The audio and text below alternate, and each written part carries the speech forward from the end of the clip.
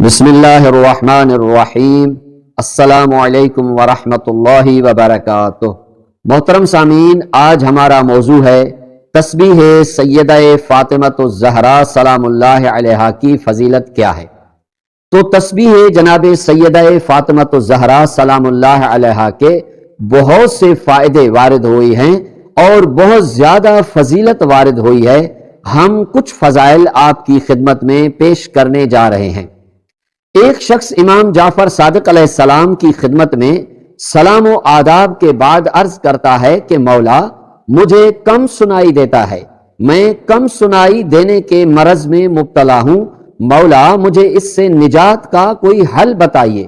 تو امام علیہ السلام نے اسے بتایا، اگر تو یہ چاہتا ہے کہ اس بیماری سے نجات پا جائے تو اپنی زندگی میں معمول بنا لے کہ ذکر تسبیح سیدہ فاطمہ سلام اللہ علیہا کو بجا لاتا رہے گا۔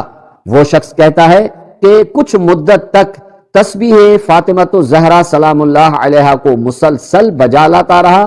آہستہ آہستہ خداوند متعال نے اس تسبیح سیدہ سلام اللہ علیہا کی برکت سے مجھے اس بیماری سے نجات عطا فرما دی۔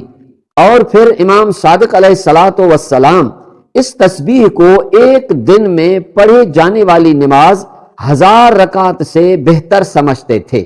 اور امام جعفر صادق علیہ السلام نے ارشاد فرمایا کہ ہم بچوں کو تسبیح فاطمہ سلام اللہ علیہا کا حکم دیتے ہیں ویسے ہی جیسے نماز پڑھنے کا حکم دیتے ہیں، اور اس کی مداومت کی تلقین کرتے ہیں کہ جو بھی شخص اس کو ہمیشہ ہمیشہ پڑھتا رہے گا اس کی عاقبت خراب نہیں ہو سکتی۔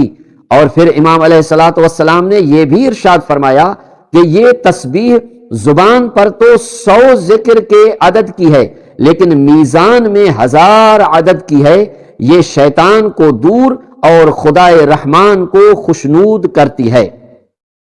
اور پھر تسبیح سیدہ فاطمہ الزہرا سلام اللہ علیہا کے لیے بہتر یہ ہے کہ یہ تسبیح بھی خاک شفا کی ہو۔ تسبیح خاک شفا کی ایک خصوصیت یہ بھی ہے کہ اگر انسان ذکر کرتے کرتے ذکر کرنا بھول جائے تو بھی اس کو ذکر کرنے کا ثواب ملتا رہے گا۔ امام زمان عجل اللہ تعالی فرجہ شریف سے ایک قول منقول ہے کہ اگر جس کے ہاتھ میں تسبیح خاک شفا ہے اور ذکر کر رہا ہے اور ذکر کرتے کرتے ذکر کرنا بھول جاتا ہے اور تسبیح اس کے ہاتھ میں ہے تو بھی اس کو ذکر کرنے کا ثواب ملتا رہے گا۔ اور اسی طرح سے امام جعفر صادق علیہ السلام فرماتے ہیں کہ جو شخص خاک شفا کی تسبیح کے ایک دانے پر ایک مرتبہ کوئی ذکر کرتا ہے تو اس کو 70 مرتبہ ذکر کرنے کا ثواب عطا ہوگا۔ سبحان اللہ۔